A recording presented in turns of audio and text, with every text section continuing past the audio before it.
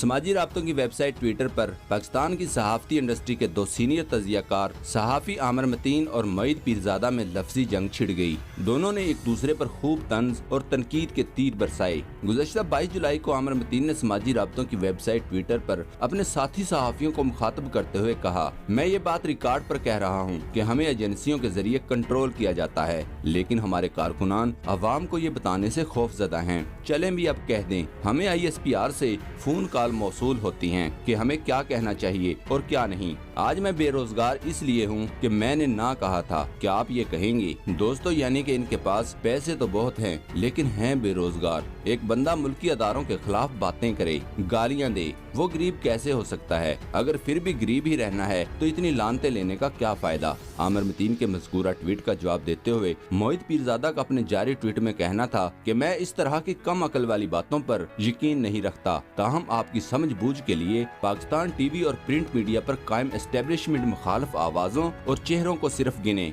और फिर इनके दावों का फैसला करें। इसका प्रोग्राम बुरी तरह से नाकाम हुआ था, जो कि एक मार्केट के हिसाब से कमर्शियल फैसला था। मोहित पीरजादा के ट्वीट का जवाब देते हुए आमिर मतीन का अपने ट्वीट में लिखना था कि सूबेदार मेजर मोईद, आपकी वजाहत का बहुत बहुत शुक्रिया। मेरा प्रोग्राम क्यों बंद हुआ? उम्मीद है कि आपके जेर इंतजाम मैगजीन को सरकार और अस्करी अदारों की तरफ से ज्यादा इश्तहारात मिलेंगे। वाज़ेह रहे कि आमिर मतीन ने अपने तमाम ट्वीट्स में ये तासर देने की कोशिश की कि पाकिस्तान में मीडिया आजाद नहीं है, बल्कि इसको पाक फौज का ताल्लुकात अमा का अदारा ISPR कंट्रोल करता है और वही फैसला करता है कि आपको टीवी स्क्रीन पर बैठकर क्या कहना चाहिए और क्या नहीं। मेजर मोहम्मद आरिफ ने आमिर मतीन के ट्वीट के रद्देअमल में कहा, मैं भी मतीन साहब ये रिकॉर्ड पर कहना चाहता हूँ कि ये सिर्फ पाकिस्तान का मीडिया है जो अपने मुल्क, अपनी अफवाज और अपने मजहब पर तनकीद नहीं बल्कि बदनाम करता है और अपनी जबान से दुश्मन के हाथ मजबूत करता है। एक सोशल मीडिया सार्फ ने कहा, मतीन साहब अभी हम जिंदा हैं, अल्हम्दुलिल्लाह अपनी फौज और एजेंसीज का दफा करना जानते हैं और जो कोई भी हमारी एजेंसीज के खिलाफ बात करेगा ईंट का जवाब पत्थर से देंगे। तुम्हारी औकात ही क्या है मुल्क की सलामती के अदारों को गालियां देने की? ये इनकी ड्यूटी है कि मुल्क दुश्मन अनासर का पता लगाएं। अरफान अली नामी एक सोशल मीडिया सार्फ ने कहा, पाकिस्तान वाहिद मुल्क है जिसका काम ना चल रहा हो या सस्ती शोहरत हासिल करनी हो, वो आर्मी के खिलाफ बकवास शुरू कर देता है। आपके पास नौकरी ना होने की वजह ये है कि आप नाकाम सहाफी हैं। अगर ऐसी बात होती